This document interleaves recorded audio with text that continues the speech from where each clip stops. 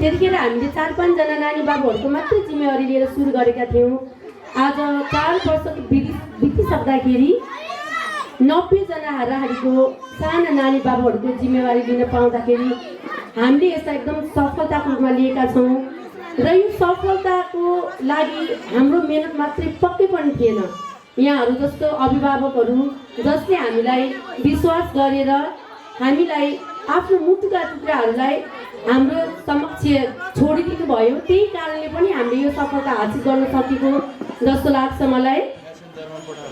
र आजको खास अभिभावकहरूलाई निम्ताउनुको उद्देश्य के हो भने हामी जब बच्चा जन्माउँछौँ त्यसपछि उसले गर्ने हरेक गतिविधिहरू, जस्तै उसले पहिलोचोटि कोल्टे फेरेकोदेखि लिएर बानी सरेकोदेखि लिएर तोते बोलेकोदेखि लिएर पहिलो पाइलाहरूमा हामी कति धेरै रमाउँछौँ नि है, हो कि होइन भन्नुहोस् त। उसको हरेक गतिविधिहरू हामीले एक्लै घरमा हामी कति रमाउँछौँ भने यति ठुलो मासमा, यति ठुलो स्टेजमा, यति धेरै मानिसहरूको अगाडि आफ्नो थोरै पर्फर्मेन्स, थोरै उहाँहरूको कलालाई प्रस्तुत गर्दाखेरि हामी आमा बुबा जति खुसीको हुन्छौँ। र कुनै पनि कार्यक्रमलाई सभ्य र भव्य रूपमा सम्पन्न गर्नको लागि त्यस कार्यक्रममा सभाध्यक्षको अत्यन्तै महत्त्वपूर्ण भूमिका रहने भएकोले आज सभाध्यक्षको आसन ग्रहण गरिदिनु हुनको लागि म यस संस्थाका अध्यक्ष श्री अनिमेष कुमार मिश्रज्यूलाई सभाध्यक्षको आसन ग्रहण गरिदिनु हुनको लागि हार्दिक अनुरोध गर्दछु। र सुभद्रा म्याम र सबिना म्यामलाई ब्याज र खादा वितरण गरिदिनु हुनको लागि पनि हार्दिक अनुरोध गर्दछु।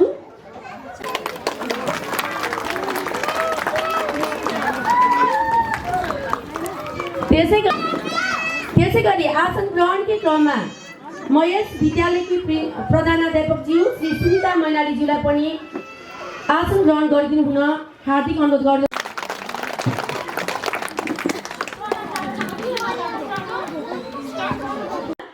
यस विद्यालयका संस्थापक सदस्य श्री विवेक कुँवरज्यूलाई पनि आसन ग्रहण गरिदिनु हुनको लागि हार्दिक अनुरोध गर्दछु। त्यसै गरी यस विद्यालयका संस्थापक सदस्य सुरज मैनालीज्यूलाई पनि आसन ग्रहण गरिदिनु हुनको लागि हार्दिक अनुरोध गर्दछु।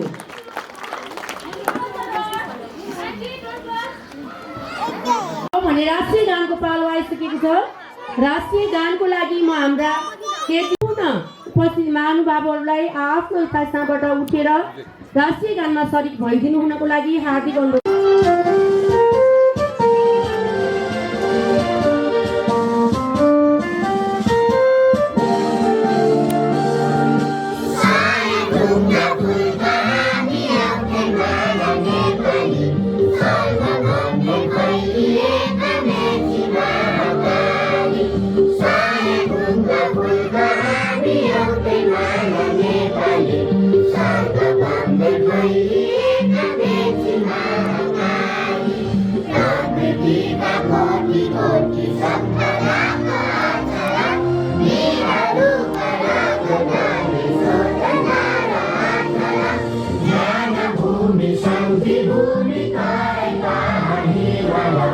Akhana